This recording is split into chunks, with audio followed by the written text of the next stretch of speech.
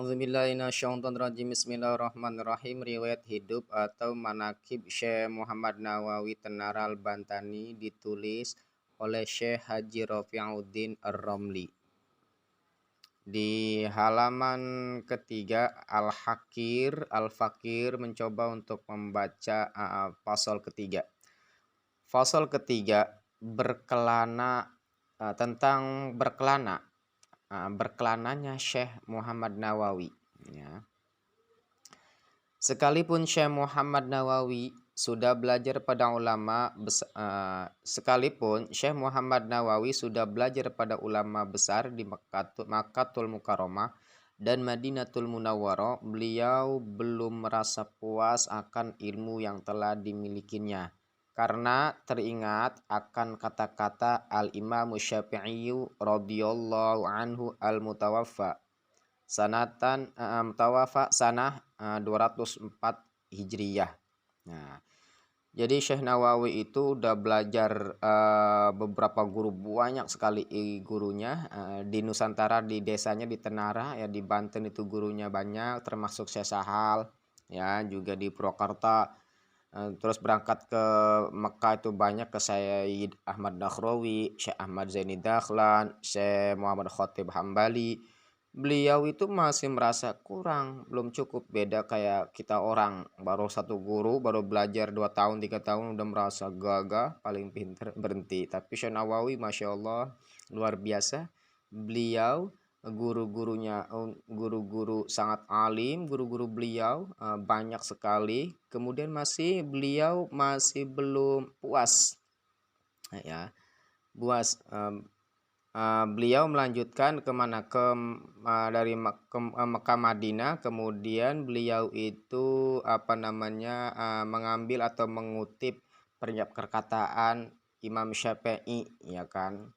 Kenapa beliau itu sangat bernafsu untuk mencari ilmu terus menerus? Karena ada maqal Imam Syafi'i begini, ba fil maqami lidhi aqlin wazi adabi min rahatin fada'il autani waqtaribi sapir tajid iwadan amman tufarikuhu wansab fa inna lazidhal aishi fin nasabi.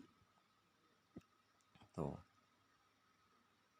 Beliau Syekh Nawawi Tenara teringat dengan maqalah Imam Syafi'i. Jadi terus tidaklah cukup kawan belajar di dalam negeri atau di satu negeri saja, tuh. Tapi pergilah belajar di luar negeri. Di sana banyak teman-teman baru ganti teman sejauh lama. Ini bahasanya bahasa Melayu, jadi saya kurang rada mengerti ejaan bahasanya, ya kawan. Jangan takut sengsara, jangan takut menderita. Kenikmatan hidup dapat dirasakan sesudah menderita. Maka dengan demikian beliau berangkat ke Mesir, belajar pada ulama-ulama besar di sana, dan belajar ke Dagestan pada Syekh Yusuf Ad-Dagestani. Sesudah itu pun beliau lalu berangkat lagi menuju ke negeri Syam, Suriah, ya, Damaskus.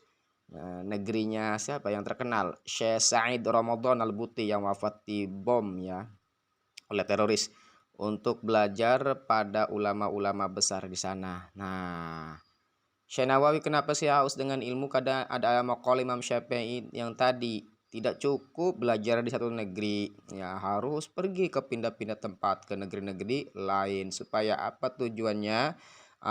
Tujuannya supaya membanyak wawasan, banyak teman, banyak guru, banyak barokah, dan lain sebagainya. Nah, kemudian beliau dari Mekah ke Madinah, kemudian beliau berguru atau berangkat ke negeri Mesir, belajar di sana, kemudian belajar lagi ke Dagestan. Di mana negeri Dagestan, ya? Kurang tahu. Al-Fakir kurang tahu negeri Dagestan di mana. Tapi nama Dagestan ini masyhur, ya, selalu disebut-sebut oleh Syekh Nawawi sebagai gurunya.